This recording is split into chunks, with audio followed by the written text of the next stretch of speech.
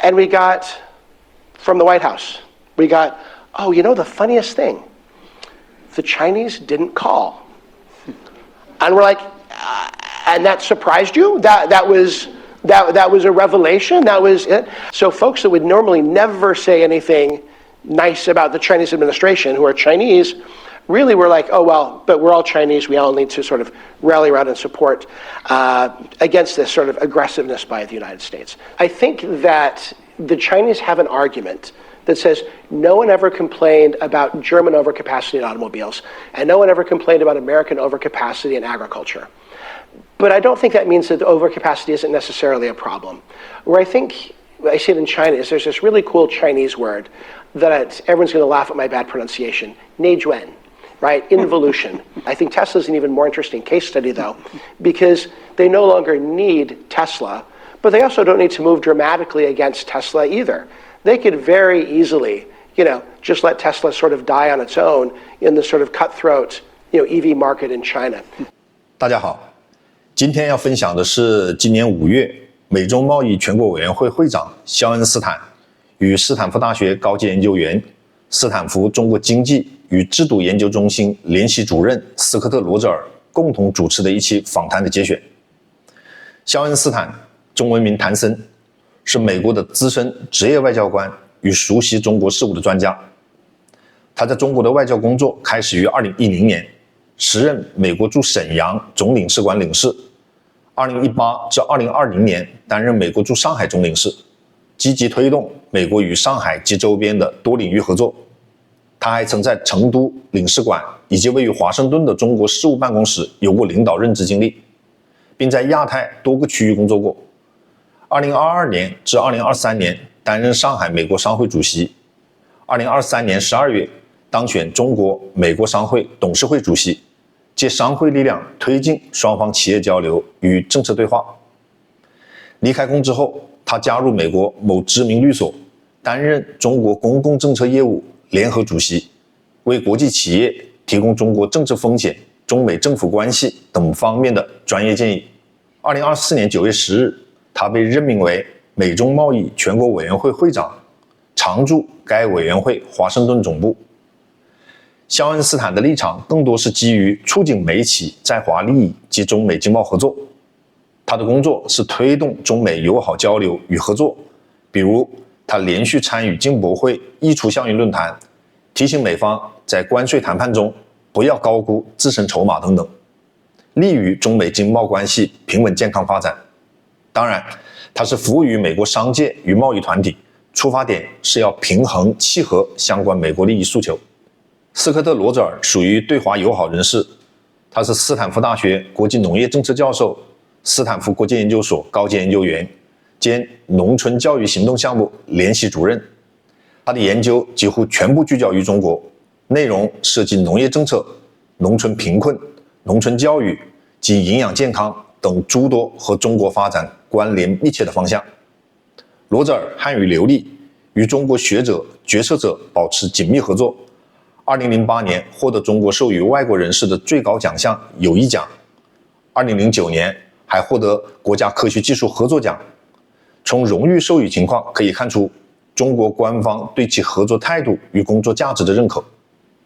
下面我们来看看他们是怎么说的。The first person that ever taught me anything about China was for the State Department. He was the deep China thinker. He was the Mr. China. More than perhaps anyone else, shaped for years how we thought about China. And that was the estimable Stapleton Roy, who I bet everybody here knows, or at least everyone has heard of. And so I was working with him in Jakarta in the late 90s. And I was his +1 to an event. And I don't remember who it was, I remember where it was, but I remember it was someone speaking about geopolitics, and it was a former foreign minister or something, and so I'm his +1 and we're sitting there. And I don't remember what he said, the speaker, but I remember he got to a point and he said, and to quote from The Art of War, Sun Tzu, and then Stape leans over to me and he says, anytime anyone refers to The Art of War, that's permission to tune out. Nothing else is going to be of value. And then he pulls out his newfangled Palm Pilot and starts to play Free Cell. And so I learned two very important things. First thing I noticed was I needed a Palm Pilot. And the second was never refer to the art of war. And so I do not intend to change that. In the 20 years I've been working on China, I have never quoted the art of war. And I also look at that as permission to mentally check out. So I'm not going to do that. Instead, I'm going to quote the great American poet, and I wonder if anybody even knows him, Zach de la Rocha. Who knows who Zach de la Rocha is? Who's Zach? I'll give you a hint. That's right. He's a rage poet, right, from Rage Against the Machine, a band that probably couldn't even play at Stanford. And essentially he says what? If you're going to go to war, you got to what? You got to know your enemy. And by implication, you got to know yourself. And so when we're talking about a trade war with the United States and China, when I look at how it's played out, from beginning to end so far up through Geneva, it's been characterized by the US making that very fundamental mistake of not knowing its enemy and not knowing itself. And so I want to talk a little bit about the things that we've been talking about with the Trump administration from before the trade war, and then how it played out in practice and what that might mean for business going forward. Fair? All right, I'm going to go fast. So early on, even before this started, we were talking to members of the administration about what was to come. And it became readily apparent from early on, even before inauguration and after inauguration, that there were several things that we felt the Trump administration got wrong. And I'm not talking about policy. I'm not talking about disagreements over the utility of tariffs or export controls or any of that, but fundamental basic facts about China, because our belief was that whatever your policy outcome is, if you're not basing it upon facts or the reality, then you're not going to get what you're looking for. It's not going to be successful. And so the first thing, I remember sitting with someone who then became a Senate-confirmed member of the cabinet, and we were talking about the roadmap for where we were going with China. And I told him I was worried about what happens if we go after China in a way that's too aggressive. And he said something that stuck with me that I then heard from all over the administration, not just from this one person. But he said, we learned during Trump 1.0 something very important, and that is China can't really hurt us. In other words, China's retaliation isn't really a thing. And I was like, oh, tell me more. And he said, what did we see during the first administration? We saw that they hit us with everything they had, quote unquote. They hit agriculture, they hit licenses and permits, and they hit us with tariffs, and yet we had no inflation, our agriculture sector was fine, etc. And so the more that I talked to people around the administration, the more we saw that there was very much a discounting of how much Chinese retaliation might hurt. So we did a very quick study where we talked to our members saying, what are things you're worried about with retaliation? And gave this list to the administration. And interestingly enough, as I'd mentioned to someone at lunch, one of the things that was on that list that our companies were really worried about is what if they finally pull the trigger and go after rare earths? And when we talked about that around the administration, we got crickets. We didn't get any great interest. It was like, this is more, hyperbole from the business community until the very, very end. So that was the first big thing that caused us to worry, is underappreciating China's ability to hit back. And why is that? Because anyone who'd spent time in China from 2018 onward knew that China was frustrated that its response to the US during the first trade war was essentially limited to some sort of reciprocity, to some sort of, well, you tariff us, we'll tariff you. And they didn't have the legal framework or the tools to retaliate in any sort of more organized mechanism. And so what we hear now, though, when we talk to Chinese policymakers and folks close to them, is if during Trump 1.0 the answer to tariffs was reciprocity, now the word that we often hear is asymmetry. How do we go after the US in ways that hurt the US more than they hurt us? That was number one. Number two, and this I think is very common, and this has come up in a number of the things we've talked about today. The second really big fallacy that we see is folks will say, well, China's economy is so weak that US tariffs and US pressure on their economy is going to force them to do the types of things that we want them to do. And so very much an overestimating the leverage that tariffs and other things like export controls or sanctions give the US over China, or create an opportunity for the US to shape China's behavior in ways that the US wants that to happen. And that was something that we've also warned them over, that not to overestimate that. Some of the work that we've seen from Arthur, for example, talks about now I think direct trade between the United States and China is less than 3% of GDP. And so the numbers and the type of leverage that we think we have is not what some policymakers in the US wishes. There's a lot of others that I might mention, but let me just go after two. Another one is this belief that I find baffling that seems to permeate parts of the policymaking structure in Washington, is that there is somehow some fragility to the CCP. We've been in meetings at the White House, very senior meetings at the White House, where they talk about fragility, which we do not see. Instead, what we've seen is that since the beginning of the trade war, particularly since April 2nd, something that surprised me, I was in China on April 2nd, how quickly the mood shifted. Even among China's elite, which tends to be rather pro-US because they've set up companies, they've done business, and they recognize, the strength of the U.S. system. What we saw after April 2nd was this rally around the flag. So folks that would normally never say anything nice about the Chinese administration, who are Chinese, really were like, oh, well, but we're all Chinese, we all need to sort of rally around and support against this sort of aggressiveness by the United States. So I think that was underestimated. The last thing which I wanted to mention is in dialogue with the administration. There is an overwhelming sense that the only market that matters is the US market. And when we talk to them about the importance of the Chinese market, they'll say, well, of course you would say that.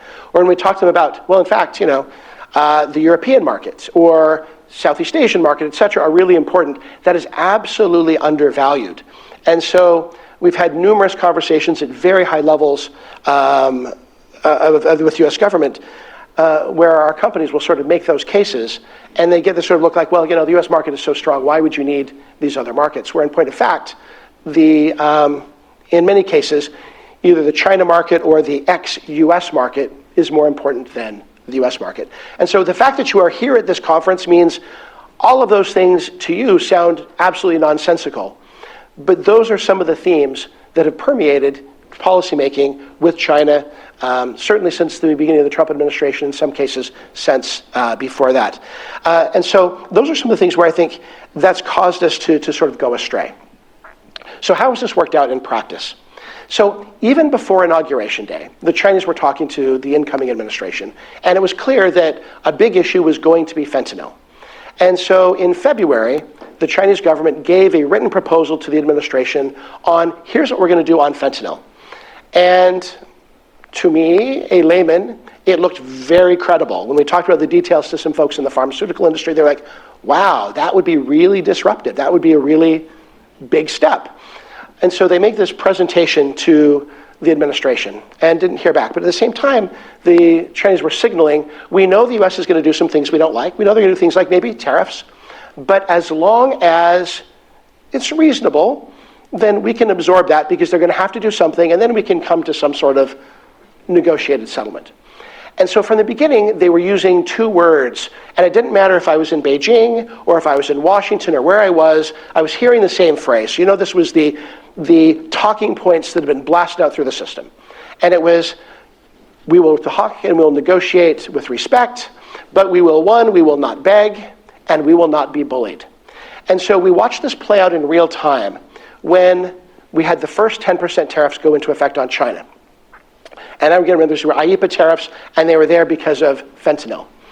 And I'll never forget, on that Saturday, the news was all about Gloria Steinbaum from Mexico flying to Washington to talk about what Mexico was going to do. And then we had Justin Trudeau come from the north to talk about, here's what Canada's going to do.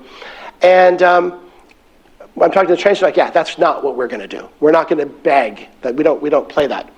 And so what China did, as everyone knows, is they put tariffs on some manufactured goods, some agricultural equipment, did some other things in terms of response. But that Monday, the Monday that those things went into effect, I watched the White House press briefing, and we had Kathleen Leavitt, the White House press spokesman, said, well, these went into effect, but the two presidents are going to talk in the next 24 to 36 hours. Then that afternoon on Fox Business, we had Peter Navarro, White House proxy, say, yeah, I don't want to get ahead of the boss, but the two leaders are going to talk in the next 24 to 36 hours. So what do? We do what anyone else does, what probably half of you did. We waited 24 to 36 hours and start to look for readouts. Nothing in Xinhua, nothing in People's Daily, nothing from the White House, nothing at all.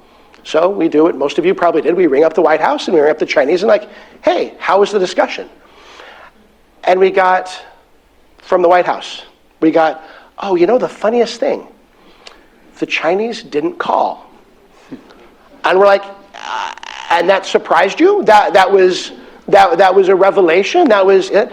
And so for me, that was the moment that sort of showed that all these things where I just said we were getting China wrong, we were overestimating the impact of tariffs, the willingness of the Chinese to beg, etc. We got it wrong.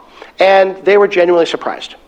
But the Chinese, they were okay because they thought that their response was not escalatory. So then what happens? The Chinese redouble their efforts to engage the administration on fentanyl. So they have a meeting with one cabinet secretary who says, that's not for me. They write a letter to another cabinet secretary and say, hey, can we talk about our fentanyl proposal? They get nothing. They go to the NSC. They ask for meetings with the White House. No one will talk to them about the fentanyl proposal. So then what happens? So a couple of weeks later, another 10% tariffs go in effect on China for fentanyl. At this point, China's a little irritated. So they respond again in a way that they see as non-escalatory, which I think is incredibly damaging. They went after U.S. agriculture, our number one export to China. They put a 15% tariff on U.S. agriculture and some other things. And then they did other things with export controls and with sanctions. And then they did something that I think surprised the administration, and certainly surprised a lot of the folks I was talking to.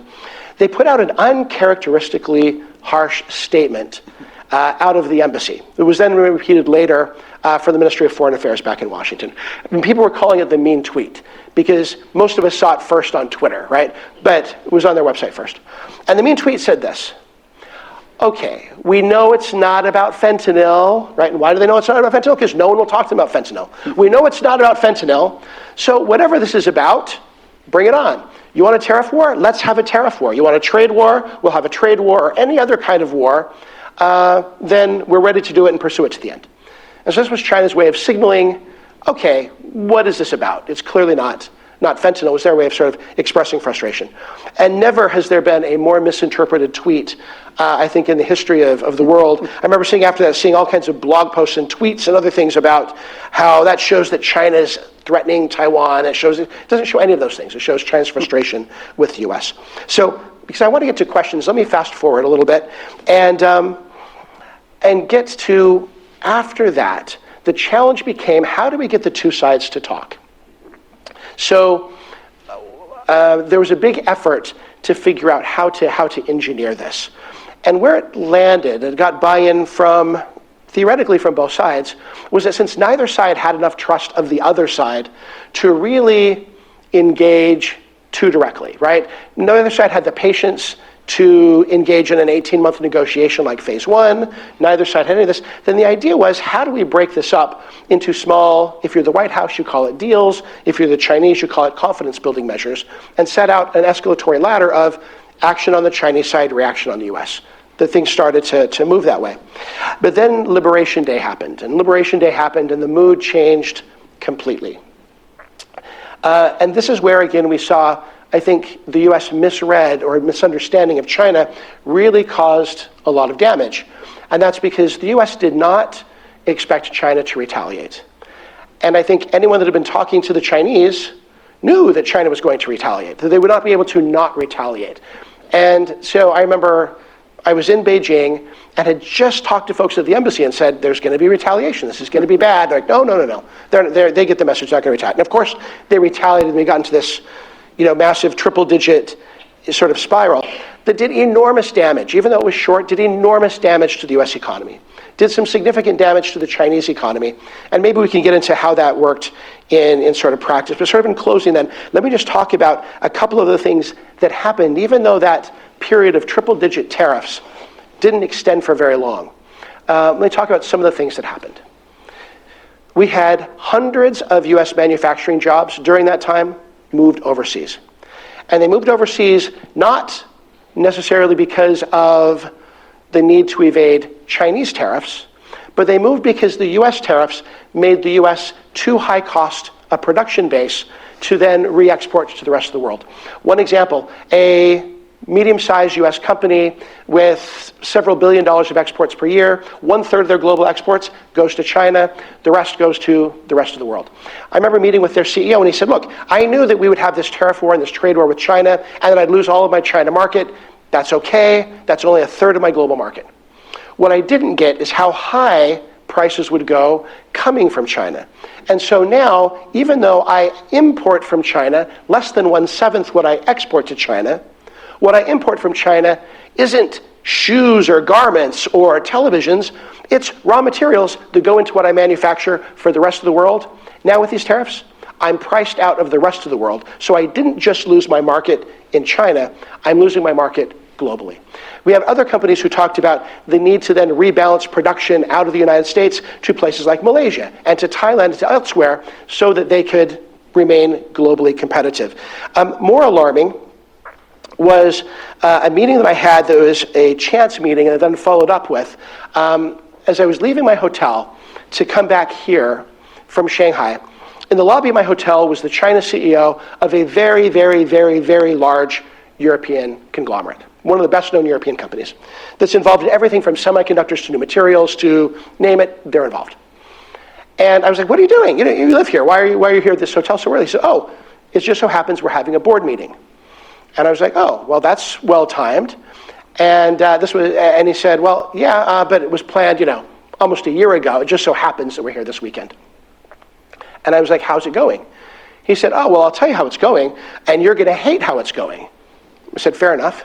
He said, over the last number of years, we've spent a lot of money focusing on our capacity in China. We've been in China for Asia, in North America for the Americas, and they kind of duke it out over the rest of the world. But now we're moving to, and this is what our board is talking about, because of the tariffs and unpredictability, we're now going from that model to what could very well become an in China, for China, and the world -1. And the -1 is, of course, the US market. So, of course, after that, I've tested that with a number of European companies, and there's this growing European skepticism of the ability to invest in the US market because of the predictability, and favoring the China market as a source of investment, or as a place to invest because of a variety of reasons. But that's what's come because of this short period of triple-digit tariffs. It will have lasting impact on the U.S. economy. And so we got all of the downside of tariffs and the trade war, and we're getting none of the upside because of how it's been executed. So all that is to say that I'm the person that has spent years beating up on China because of its failure to implement previous agreements. I'm the person that has spent years going into MOFCOM, yelling at them about the need to level the playing field, the need to open up government procurement, and all of that, the need to protect IP. And so I find myself in a different place where absolutely those are real issues that we need to continue to fight for. But we also need to have a U.S. policy that's grounded in a real understanding of China and its economy and where it is. Otherwise, to continue to pursue this kind of policy, again, will bring all of the downsides of tariffs and trade wars without bringing any of the upside. So we're in a dangerous time, but fortunately, at least the two sides have called a 90-day hiatus that can give the two sides time to think and reflect. So that's definitely a positive step. Let me stop there, and we can do questions.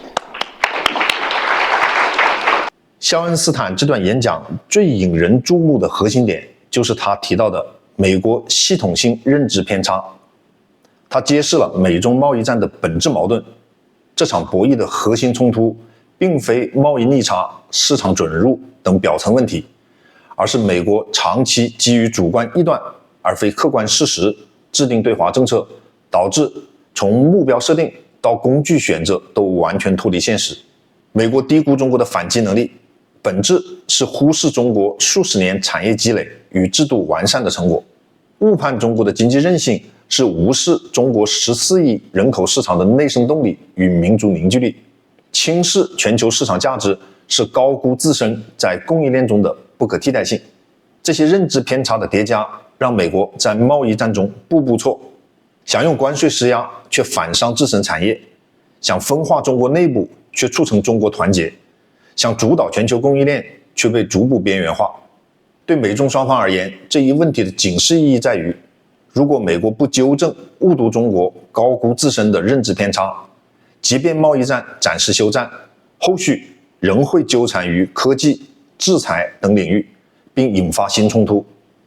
而中国从这场认知偏差中获得的启示，则是以自身发展应对外部不确定性，唯有通过技术创新、产业升级、构建内生动力，才能在对方误判的博弈中始终掌握发展主动权。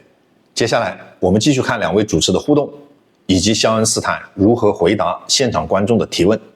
So I'm going to ask 3 quick questions that are following up, 2 of them that are following up of things that you just said, and then I'm going to open it up.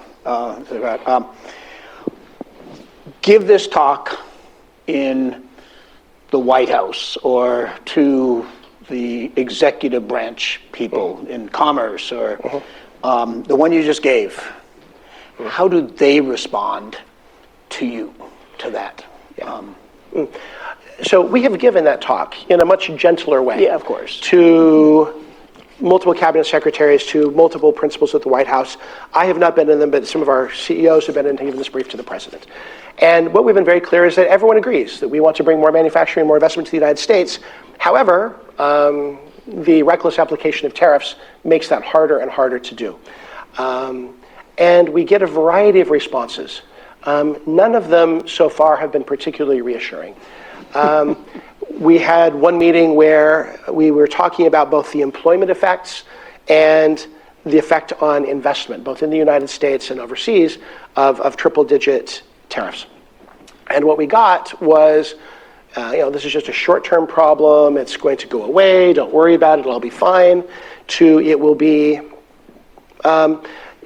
when we talk about the importance of the global market, it'll be like, well, but once the U.S. market really takes off, then, then that will be, you'll understand just how important the U.S. market is. So we haven't felt like we've had, at that level, really a depth of understanding about how the U.S.-China economy works and the long-term impact of tariffs. And so the real question was, do they believe what they're saying to us, or do they just feel like they have to give sort of a party line? And we don't know the answer to that. But none of the meetings did anyone come out of them feeling particularly reassured. In one meeting in particular, I don't want to get into which cabinet or which sort of person, was with financial service firms. And one of the meeting's objectives was to talk about what was the state of the China economy and how did U.S. financial service firms see it playing out. And so imagine, some private equity, imagine some investment bankers, imagine some commercial bankers, imagine a variety of sort of industries. And the answer they came up with is, China's economy has some fundamental weakness. The weakness is not uniform around the country, and you see it in different sectors, but overall, China's economy is not on its knees, and well, it's better than it was last year. And that some of the cyclic problems have probably resolved, and now it's structural. And got enormous pushback from people in the administration saying, well, no, whether we understand their economy is very weak, and that gives us strength. And so I think that our view is there's some very strongly held views within the administration. And while we may agree with the goals of those views, maybe some of the details about how things play out isn't something that we would share. I see. Yeah, so you just gave us 2 examples, sort of the bringing in imports at 150%, and even though it's 1/7 of your cost and you can't export to the rest of the world, you're going to hurt U.S. companies right there. And then you had the European companies who are going to take advantage of this. You said twice, this has caused permanent damage to the U.S. economy. Yeah. So I want to know, and then Sunday happened, and it's down, and I have a couple buddies. I came over on the flight right before you, the day before you, and when I was over there, I was talking to people, and they said they're going to do some other deals, and it's going to come down more. Is it permanent, or if can it go back to? There's been damage, but is it not permanent? So what do you think of that? Yeah, no, that's a great question. So is all of the damage permanent? No. Some of the things can come back. Is some of the damage permanent? Yeah, great example. Have a company based in the South in the United States, one of the largest family-owned firms in the United States, worth multiple billions of dollars, that they have been based in the United States since the 1850s, and the heart and soul of their product has always been manufactured in the United States. But the lesson they learned from COVID, because they sell into global markets, is we have to build resilience into our supply chain. So they build additional capacity in Malaysia. Well, as soon as the tariffs hit, they're like, okay, well, maybe it's time that we ramp up production in Malaysia. We test this out so we can continue to export to the China market, because that is not only our largest market, but because of what we produce goes into China's export machine, then this is our key to global markets through Chinese products. And so what he told me is, he said, well, we ramped up in Malaysia, and in fact, it's going wonderfully. And so will we ever move this back to the US? Probably not. In other cases where things are more fungible, perhaps. So that's one way, that sometimes when manufacturing leaves, it doesn't come back.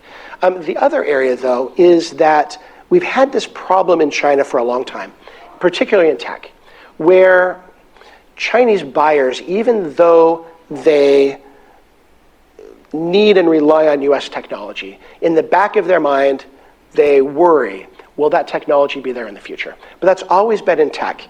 What I just heard on my last visit was even from pharmaceutical companies saying, wow, we're not so sure that you're going to be there when we need you. And so what we're seeing is a tripling down on localization of pharmacology products in China that we would not have seen.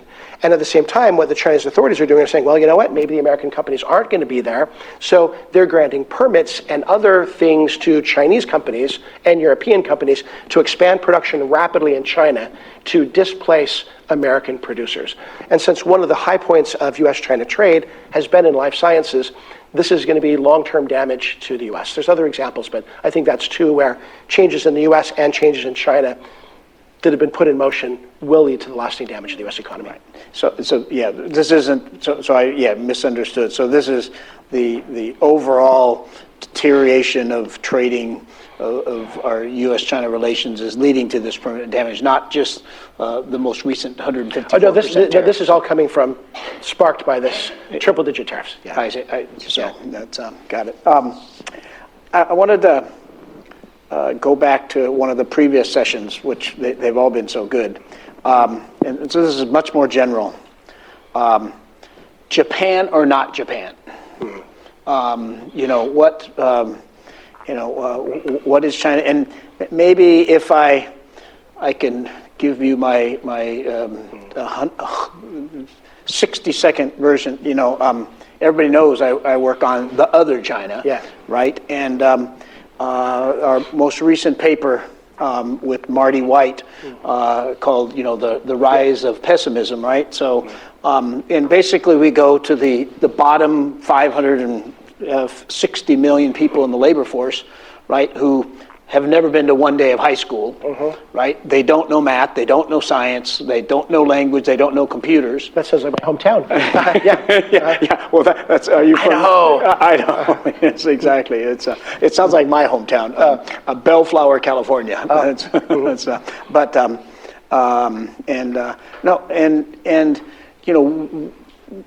What do they do? And they're 10 years ago, they said, we know inequality is rising very fast, but we're better off 5 years today than we were 5 years ago, and we think we're going to be better off 5 years from now than we are today. It was like 80% of the poor people.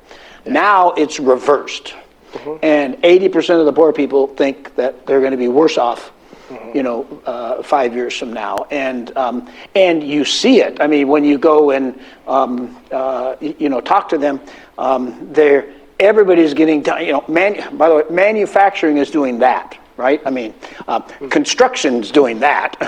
So what do we have left? We're left with the service sector, and the rise of service sector, informal service sector jobs are doing this, and everybody's being dumped into the informal sector. they aren't covered by labor laws. They don't have they don't have benefits, that they're sharing jobs, right?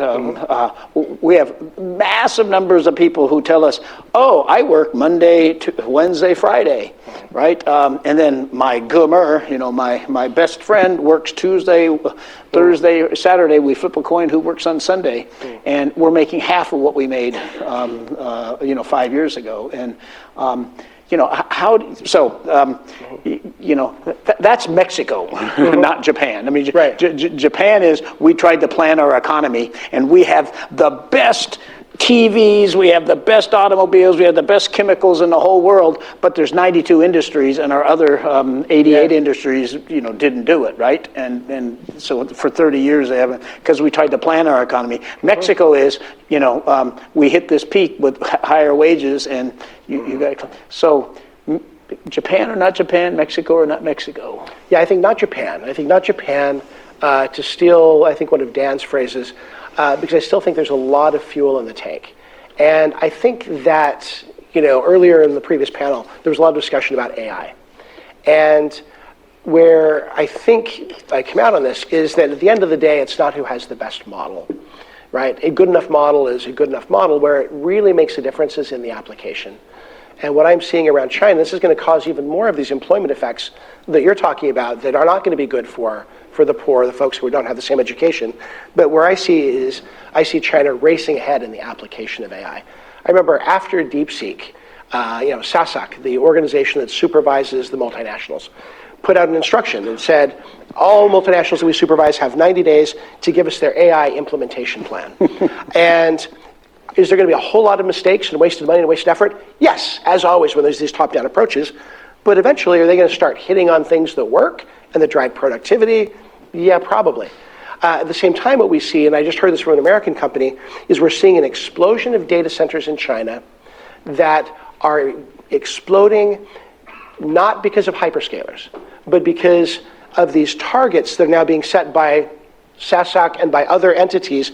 Everyone is setting up their own experimental data center so they can start experimenting with their own DeepSeek and their own applications of AI. So they're one-off small data centers.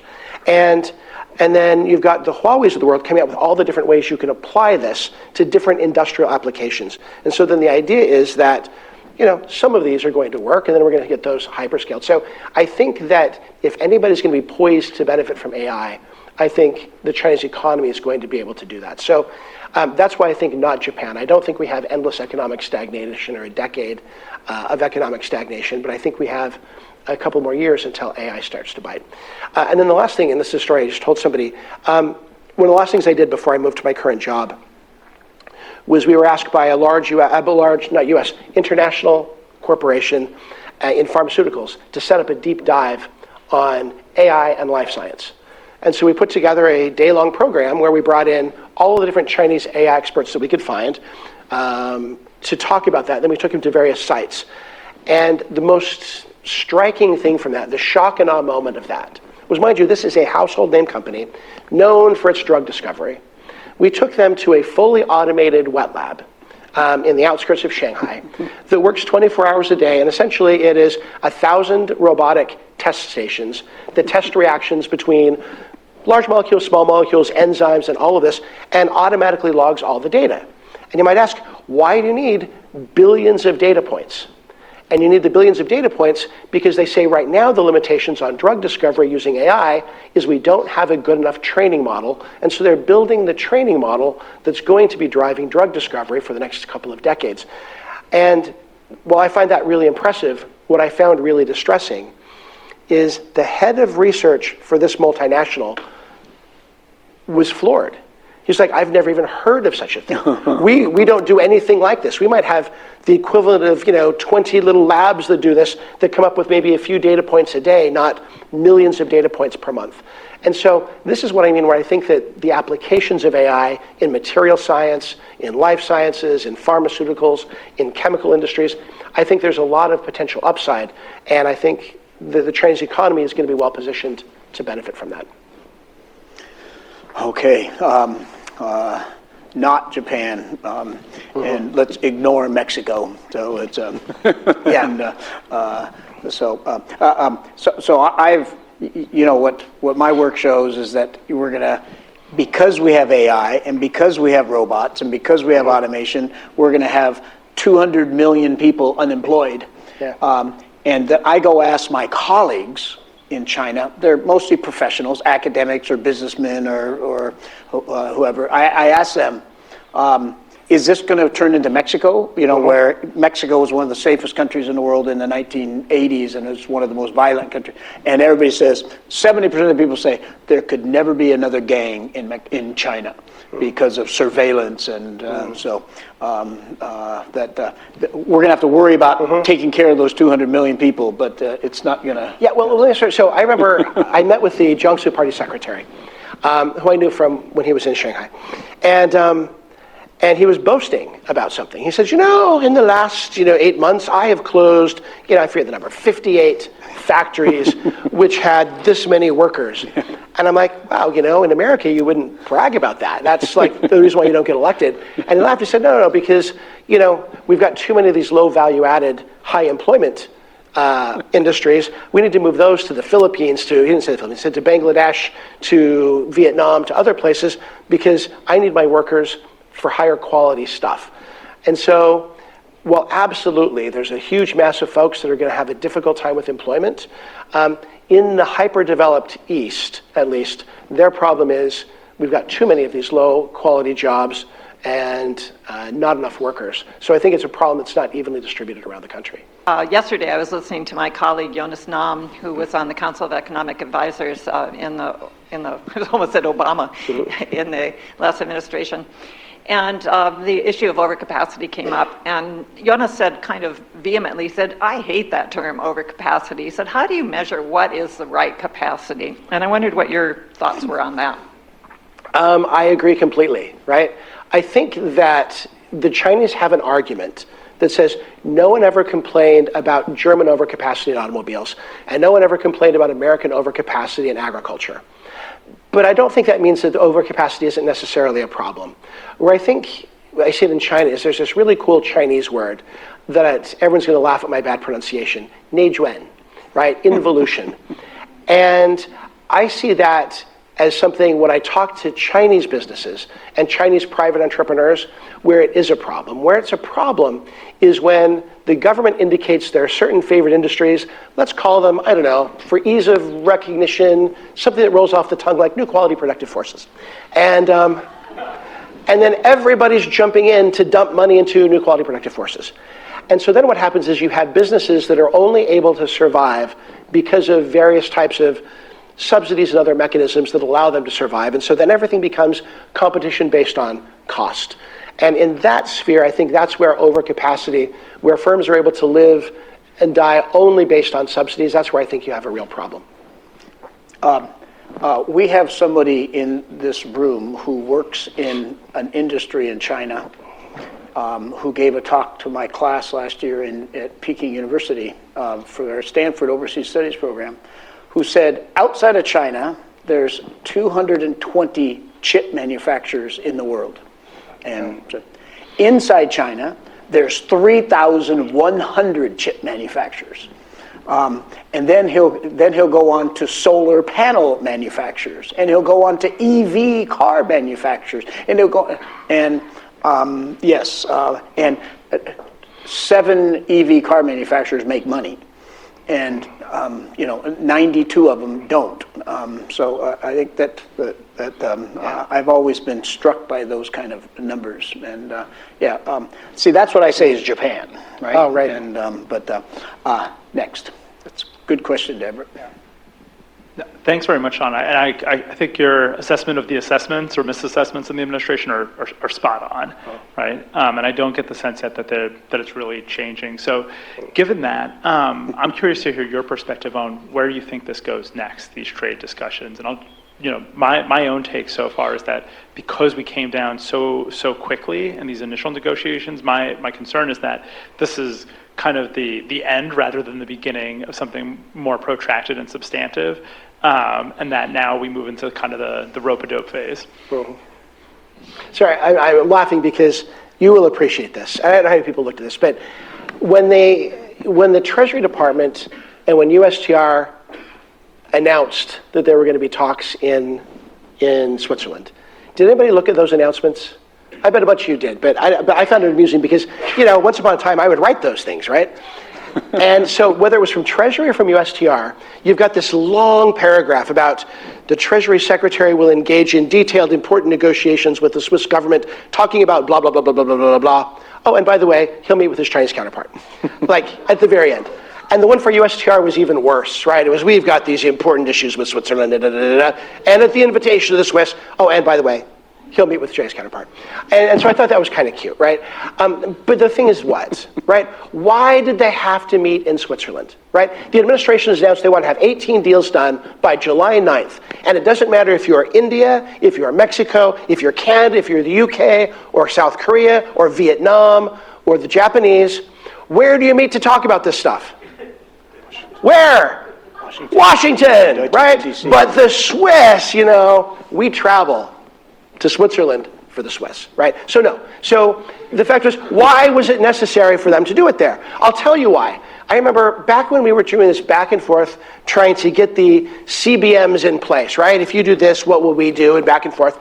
And I remember I ran into someone a lot of you know, a vice minister, but who's often one of the leaders of their sort of like delegations to the US.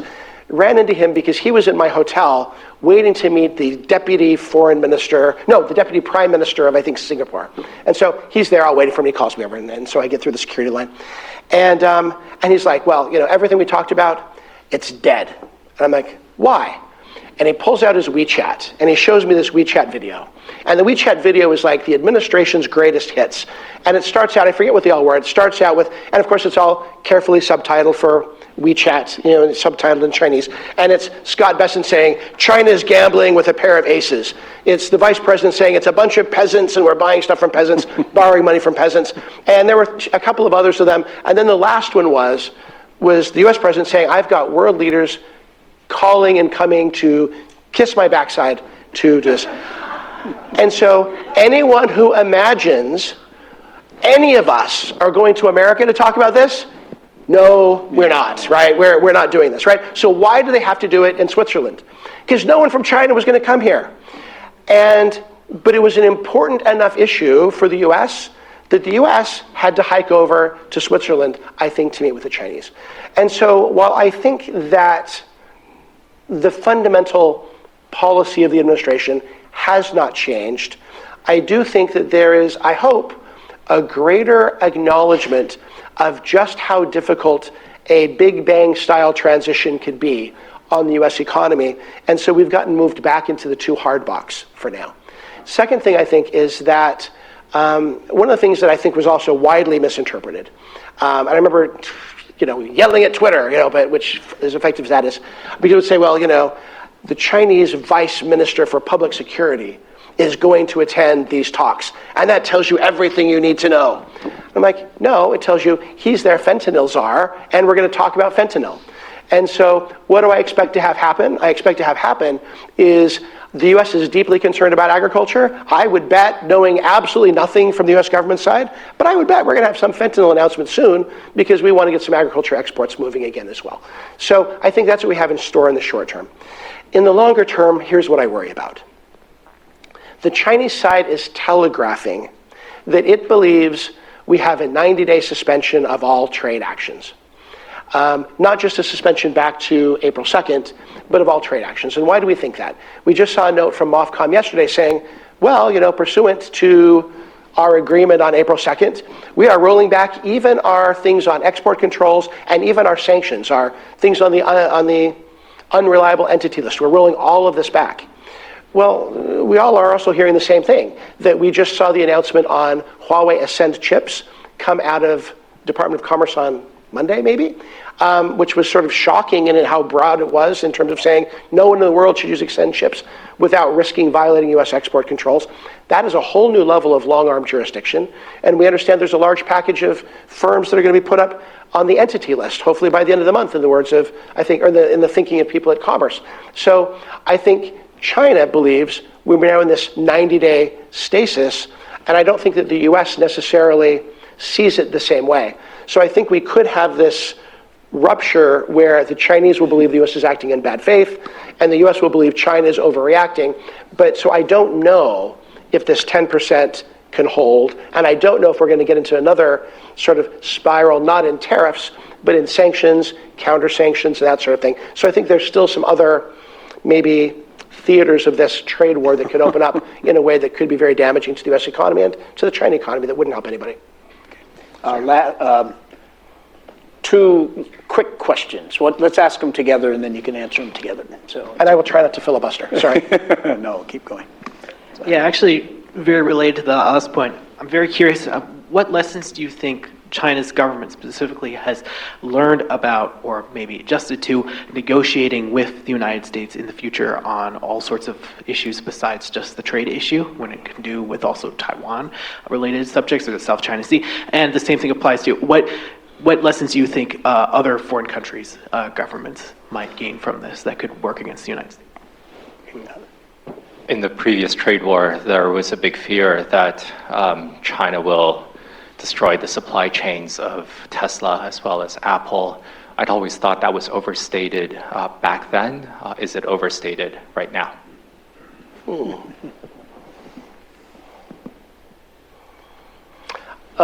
Great questions both. On what has China learned? I think what China has learned right now is that, I wouldn't say it's so much a negotiating strategy now, but that the sense I got over the last couple of weeks in China is that not only can we not rely on the United States to be consistent, we can't even rely on the United States to follow through on stuff that it's promised to do.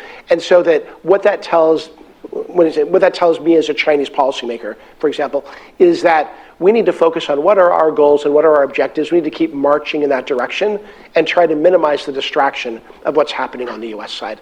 That was certainly an attitude I heard from a lot of Chinese policymakers, overwhelmingly on the financial side, but still, that seems to be it. That we don't know what the U.S. is going to do. We know it's not good.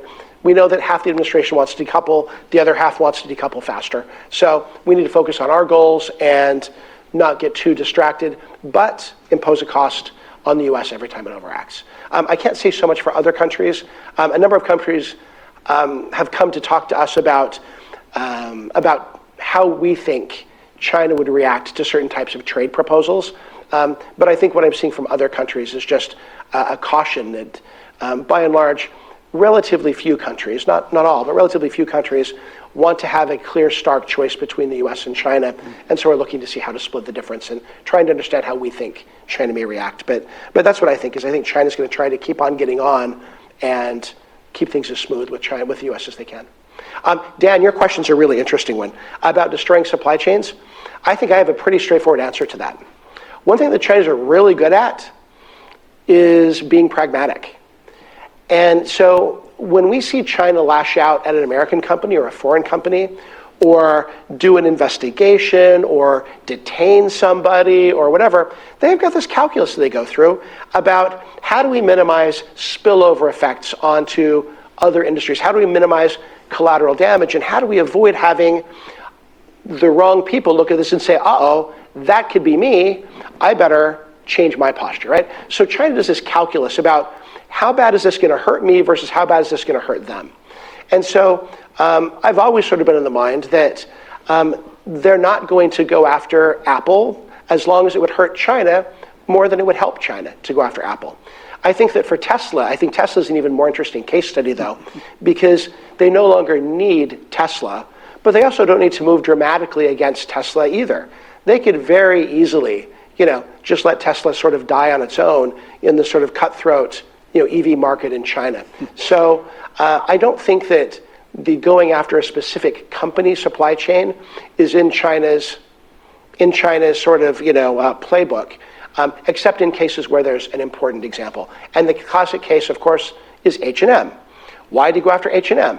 Because nobody cares about H&M. It's not going to hurt their economy if it closes, and that country can't really hit back anyway. So you can go after H&M to make an example of them for compliance with a ban on Xinjiang cotton, but at the end of the day, it's going to send a message, but not much more. You can't do that with Apple. You can't do that with a pharmaceutical company. You can't do that with others. So I think they will continue to be choosy about who they sanction and go after. Wow, that was very, very interesting, Sean. Thank you for that. What I learned was your first 5 points, that this U.S.-China relations, right? That there are ways China has figured out to hurt the U.S. U.S. tariffs on China are less impactful than they were before. China's economy isn't as fragile as many people thought. And the impact there is that this country will bind together, at least in the short run, and that the only market that matters is the U.S. market is not true anymore. And I think that that's something that I think we don't understand as much, and I think that's what you sort of brought to us, as well as your other responses to our questions. So thank you, Sean.